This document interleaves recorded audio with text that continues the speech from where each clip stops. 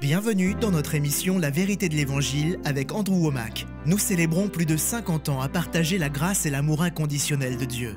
Et maintenant, place à Andrew pour un enseignement sur la parole de Dieu qui transforme les vies. À propos de la grâce, la puissance de l'Évangile. Bienvenue dans notre émission La vérité de l'Évangile. Aujourd'hui, je suis impatient de commencer une toute nouvelle série sur l'Épître aux Romains. C'est vraiment un des sujets sur lesquels je préfère enseigner. Les vérités que je vais partager ont littéralement transformé ma vie et je crois qu'elles auront le même effet sur vous. 1968 est l'année durant laquelle le Seigneur a touché ma vie. Et ce n'est que peu de temps après que j'ai eu une rencontre miraculeuse avec Dieu. J'assistais à une réunion où un homme affirmait que si l'on comprenait les 8 premiers chapitres du livre aux Romains, notre vie en serait inévitablement transformée. J'ai donc pris ces paroles comme un défi et me suis mis à lire les chapitres concernés. Je dois dire que pendant plus de 15 ans, bien que j'ai étudié le livre aux Romains, je n'arrivais pas vraiment à le comprendre. Et la raison est simple. Romains est le chef-d'œuvre de Paul sur la grâce de Dieu. Et il est totalement contraire à la religion légaliste et basée sur nos performances dans laquelle j'ai été élevé. Jésus a dit dans Marc, chapitre 7, verset 13, que les traditions et les doctrines des hommes annulaient la parole de Dieu. Et le livre aux Romains, particulièrement cet enseignement sur la grâce de Dieu et notre liberté en Christ, était vraiment différent de ce qu'on m'avait enseigné. Si bien que mes traditions et doctrines annulaient les vérités extraordinaires du livre aux Romains. Mais j'ai continué à l'étudier, je dirais qu'après 10 ou 15 ans, j'ai commencé à recevoir des révélations. Et je continue à en recevoir aujourd'hui. Je ne dis pas que j'ai tout compris, mais je suis arrivé au point où le livre aux Romains est devenu l'un de mes sujets préférés sur lequel Dieu m'a enseigné. C'est vraiment puissant. Vous ne pouvez pas lire le livre aux Romains sans tout simplement tomber amoureux de Dieu. Si vous le comprenez, si vos traditions et doctrines qui viennent des hommes n'annulent pas ces vérités, alors vous tomberez amoureux de Dieu grâce aux choses merveilleuses qu'il a faites et à la manière dont il vous voit qui n'est pas basée sur vos performances. Donc j'aimerais vous encourager. Certains d'entre vous ne vous rendez même pas compte que votre relation avec Dieu est basée sur vos performances, que vous êtes sous le poids de la culpabilité et de la condamnation, et vous vous sentez indigne parce que vous permettez à Satan de vous condamner au sujet de vos péchés. Vous ne le réalisez peut-être pas, mais je vous garantis qu'au fur et à mesure que nous parcourons le livre aux Romains, votre vie en sera révolutionnée. Je veux donc vous encourager à ouvrir votre cœur et à demander à Dieu de vous parler, car ces vérités sont puissantes. Dans l'Épître aux Galates, Paul aborde les mêmes sujets que dans celle aux Romains. Mais lorsqu'il s'adresse aux Galates, c'est comme s'il avait décidé de ne plus mettre de gants. Comme s'il était en colère contre eux en disant « Oh, Galates insensés, qui vous a envoûté ainsi ?» au premier verset du chapitre 3 de l'Épître. Et j'en passe. Il est dur avec eux. Le livre aux Romains couvre les mêmes sujets, mais de manière systématique, afin de simplement nous montrer que nous n'avons plus à mériter la faveur de Dieu. Que le but de la loi n'a jamais été de nous libérer, mais plutôt de nous montrer notre besoin d'un sauveur, puis il nous explique ce que Jésus a fait pour nous. Romains chapitre 8 est tout simplement puissant et décrit qu'il n'y a plus de condamnation. Et ce mot « plus » veut dire nul, zéro, inexistant, nada. C'est un négatif absolu et sans réserve dans le grec, qui indique qu'il n'y a vraiment plus de condamnation. Il n'y a pas de châtiment contre nous qui sommes en Christ Jésus. Dieu ne nous condamne pas. Dieu n'est pas en colère contre vous. Il n'est même pas de mauvaise humeur. Dieu vous aime, non parce que vous êtes aimable, mais parce qu'il est amour. Et je vous le dis, le livre aux Romains est puissant et il va faire une grande différence dans votre vie. J'ai un livre sur le sujet intitulé « La grâce, la puissance de l'Évangile » qui couvre ce dont nous parlons. J'ai aussi des CD et DVD et un guide d'études qui a été pensé pour vous permettre d'enseigner ces vérités à d'autres. Si vous connaissez d'autres personnes qui ne profitent pas pleinement de leur salut, qui sont nées de nouveau, qui iront au paradis, mais qui ne vivent pas dans la victoire, qui ne sont pas passionnés en ce qui concerne les choses du Seigneur, alors je vous garantis que le livre aux Romains est la réponse à tout cela. Je veux simplement vous encourager à ouvrir votre cœur. Nous allons commencer cette série et la continuer pour un certain nombre de semaines, et je vous promets qu'elle contient des vérités qui changeront votre vie. Donc le tout premier verset du livre aux Romains nous indique que Paul en est l'auteur. Il est dit « Cette lettre vous est adressée par Paul, serviteur de Jésus-Christ, qui a été appelé à être apôtre et choisi pour proclamer l'évangile de Dieu. » Pour gagner du temps, je vais passer certaines informations qui font partie de l'introduction. Il parle de qui il est, de qui il tient son autorité. Il dit au verset 8 « Tout d'abord, je remercie mon Dieu par Jésus-Christ au sujet de vous tous, parce qu'on parle de votre foi dans le monde entier. » Quelle belle affirmation concernant les croyants de Rome. Saviez-vous que Paul n'a pas directement apporté la parole à ces gens? Il précise d'ailleurs dans son introduction qu'il a été empêché de leur rendre visite. Il a voulu s'y rendre et y prêcher l'Évangile. Il a voulu aller à Rome, la capitale de l'Empire romain, le centre névralgique de tout ce qui se passait à l'époque. Mais il raconte en avoir été empêché. Au chapitre 15 du livre aux Romains, il explique la raison pour laquelle il n'a pas pu y aller.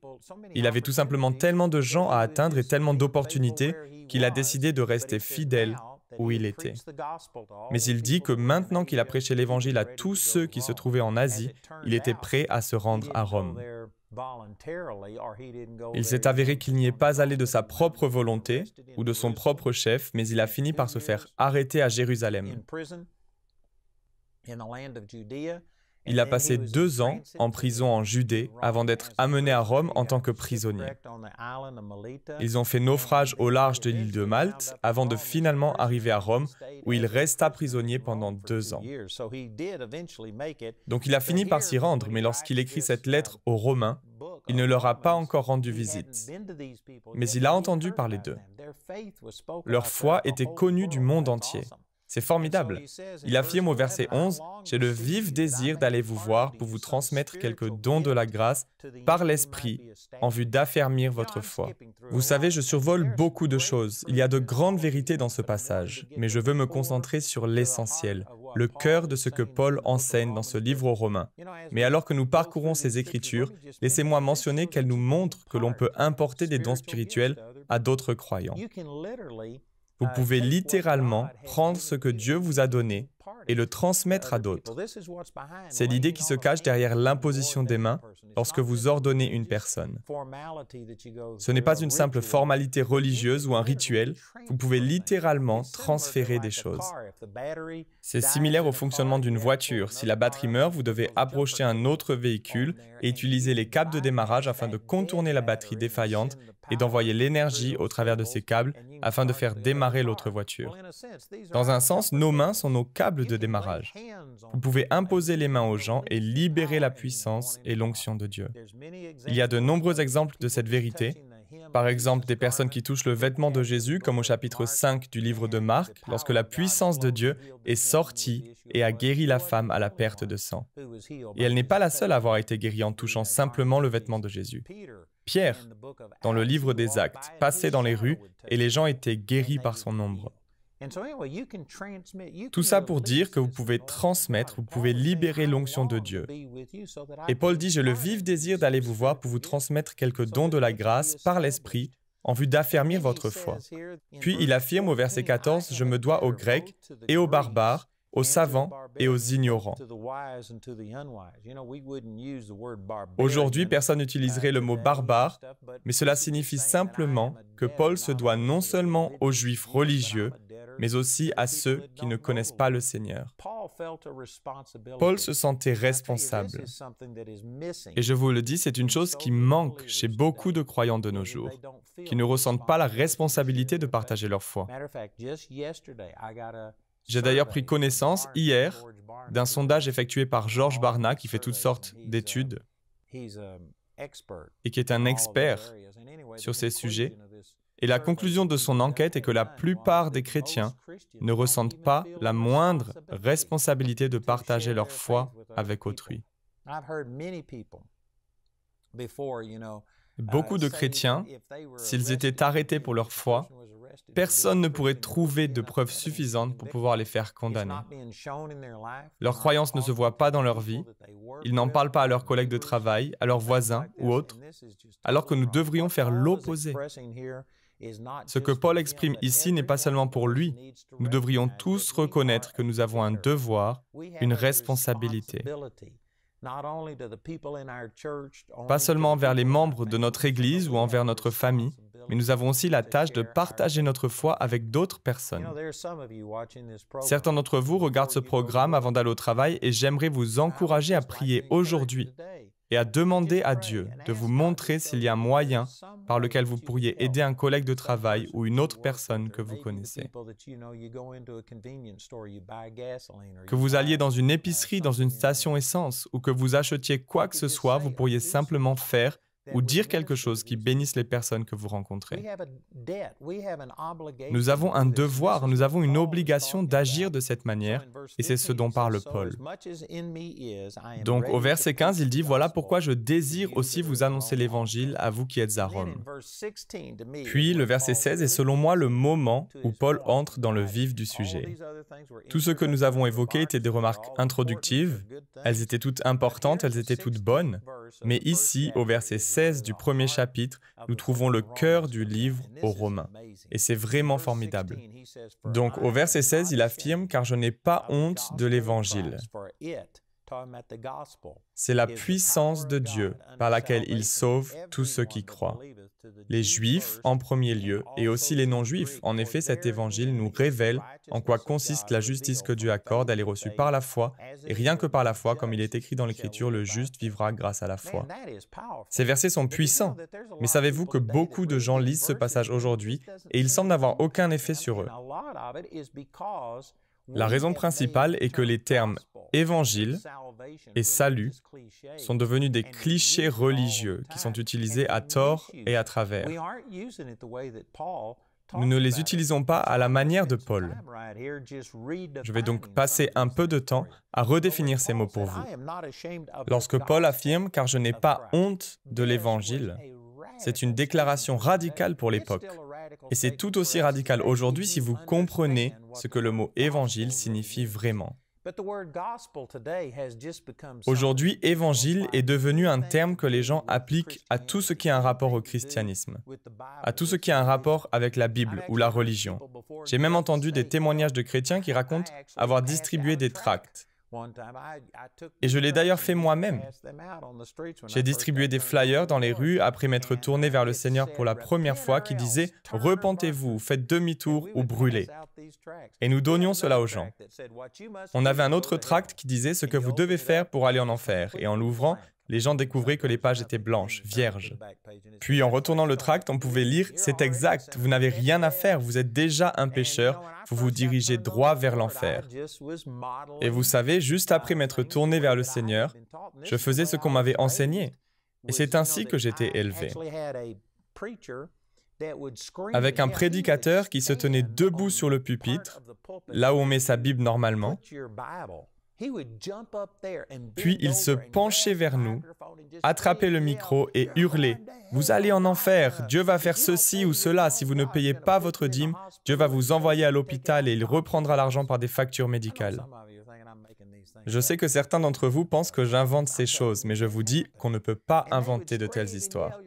C'est vraiment arrivé, puis on me disait « Voilà, c'est l'Évangile. » Mais savez-vous que le mot « évangile » signifie littéralement « bonne nouvelle ». En réalité, ça veut même dire plus que ça.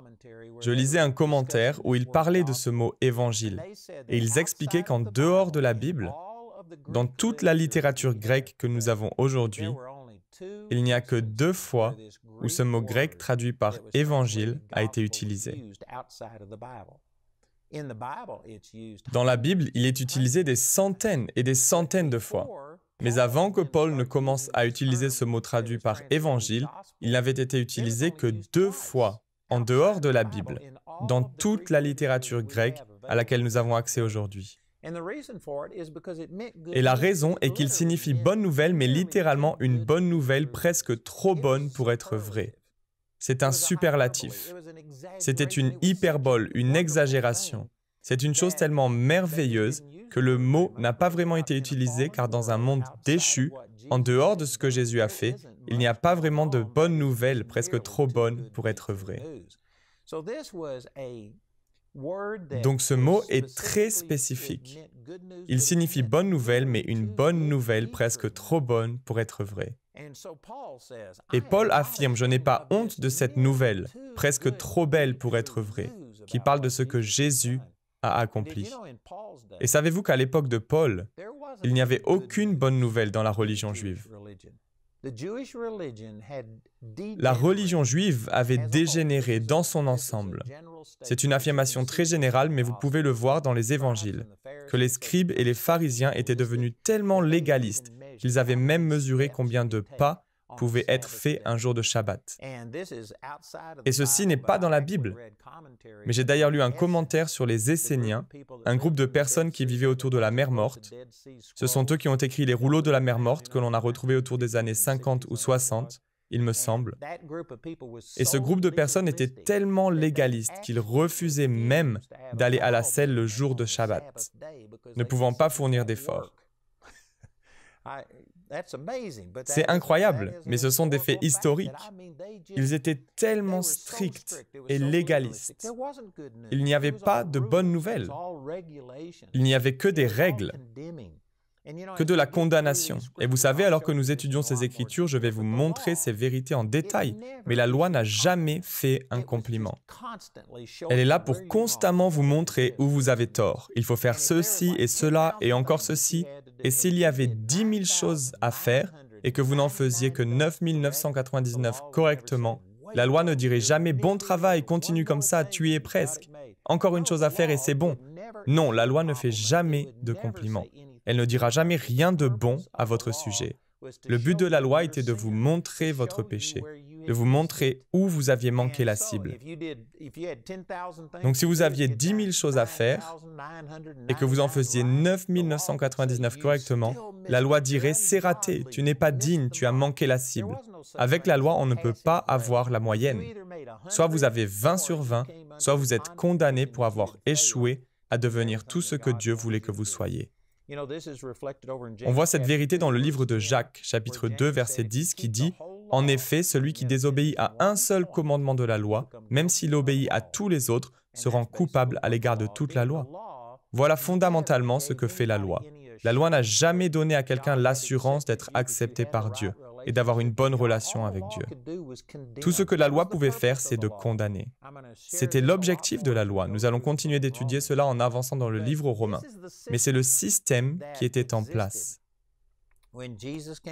Lorsque Jésus est venu sur terre, lorsque Paul prêchait, les gens connaissaient cette religion légaliste basée sur nos performances, qui leur montrait constamment où ils échouaient, où ils avaient manqué la cible.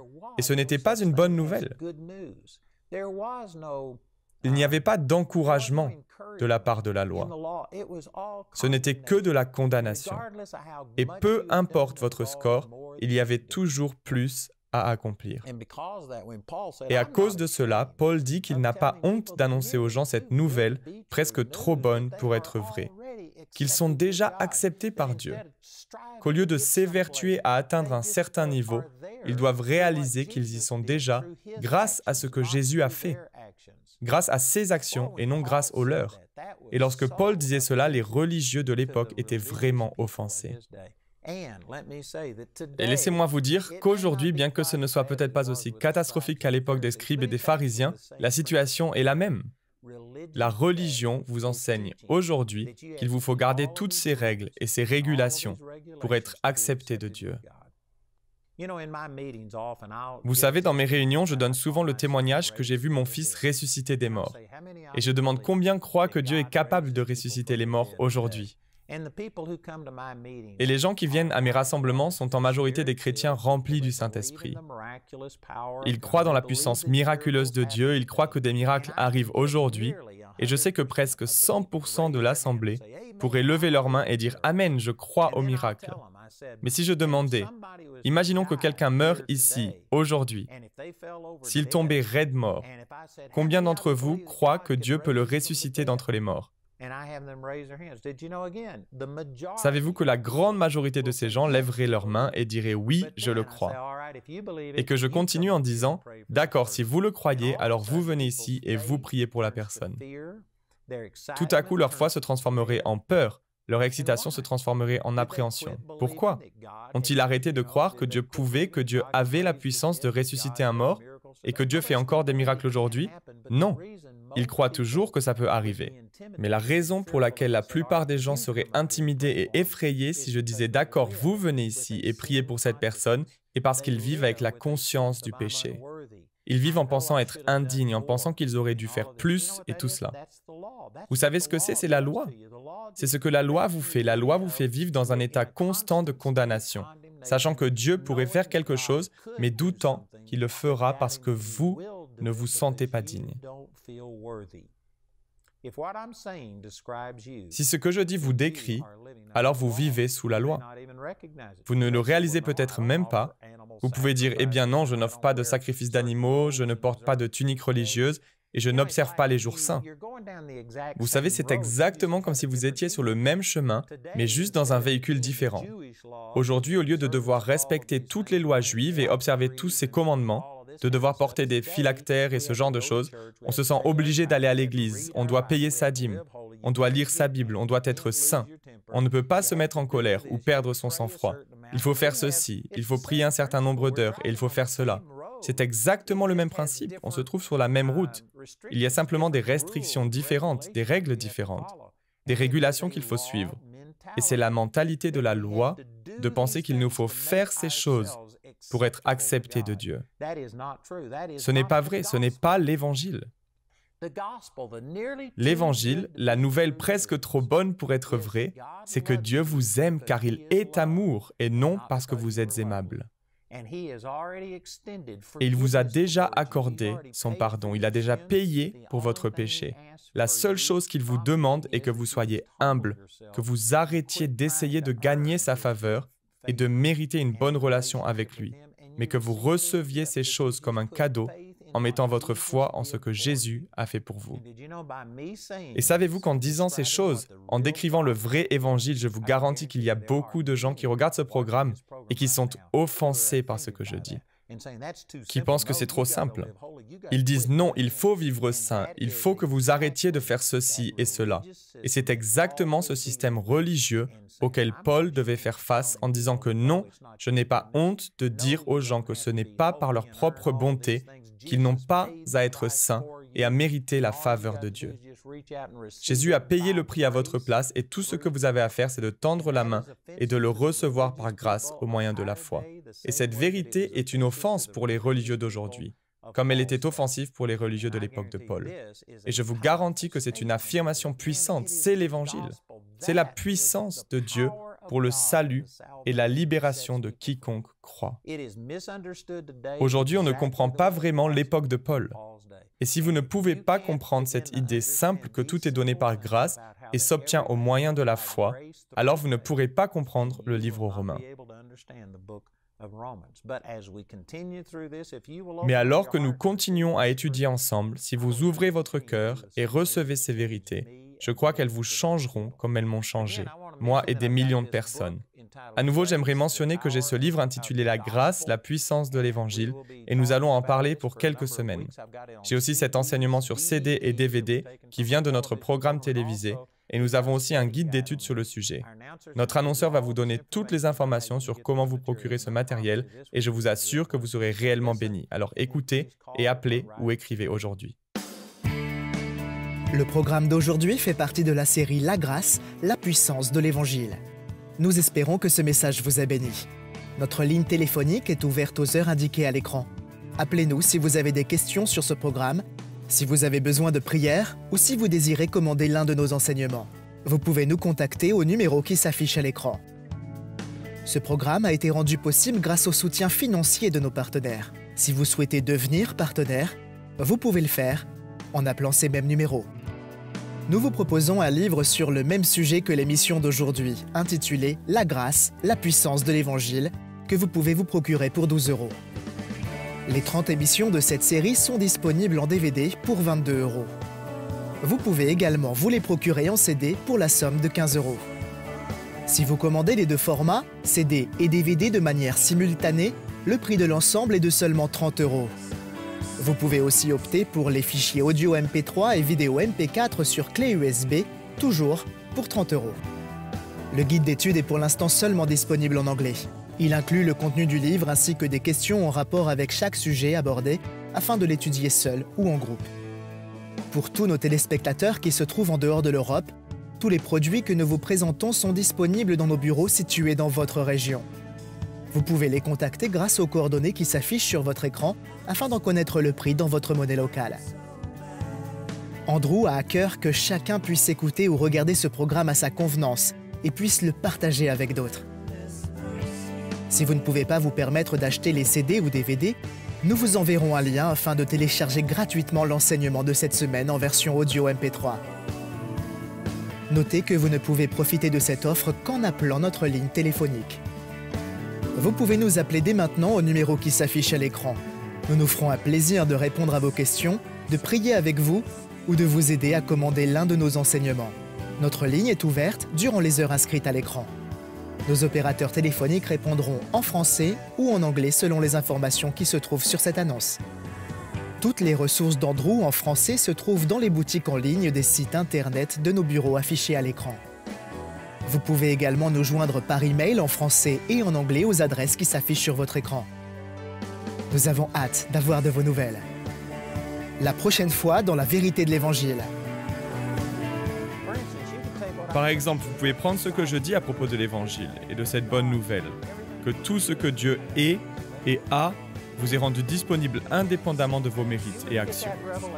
Si vous preniez cette révélation, que vous l'embrassiez en disant « Je suis libre, Dieu m'aime, je suis sauvé et pardonné, je n'ai pas à mériter la faveur de Dieu ».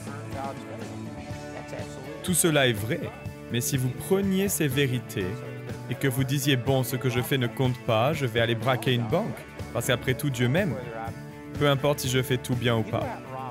Vous savez, si vous allez braquer une banque, Dieu vous aime, mais il y a des conséquences.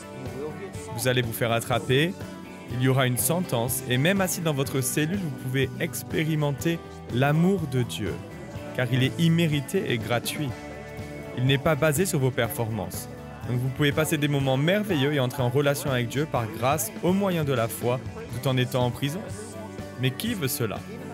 Même si Dieu vous aime toujours et ne se base pas sur vos performances, il y a des conséquences à vos péchés, non seulement avec les hommes, mais aussi avec le diable. Prenons à nouveau cet exemple que Dieu vous aime, mais si vous prenez cette vérité comme une excuse pour aller pécher, Satan a alors accès à votre vie à cause du péché. Romains chapitre 6, verset 16 dit « Ne savez-vous pas qu'en vous mettant au service de quelqu'un comme des esclaves pour lui obéir, vous êtes effectivement les esclaves du maître à qui vous obéissez, ou bien du péché qui entraîne la mort, ou bien de l'obéissance qui conduit à une vie juste. Même si tout ce que Dieu est nous est rendu disponible par grâce, il vous faut toujours bien vivre, ou vous donner un accès à Satan dans votre vie. C'est ce qu'il est dit, vous devenez son esclave. Et Jean chapitre 10, verset 10 affirme « Le voleur vient seulement pour voler, tuer et pour détruire. Moi, je suis venu afin que les hommes aient la vie, une vie abondante. » Satan ne fait que voler, tuer et détruire. Son but n'est pas de vous bénir. Rejoignez-nous prochainement pour plus de la vérité de l'Évangile.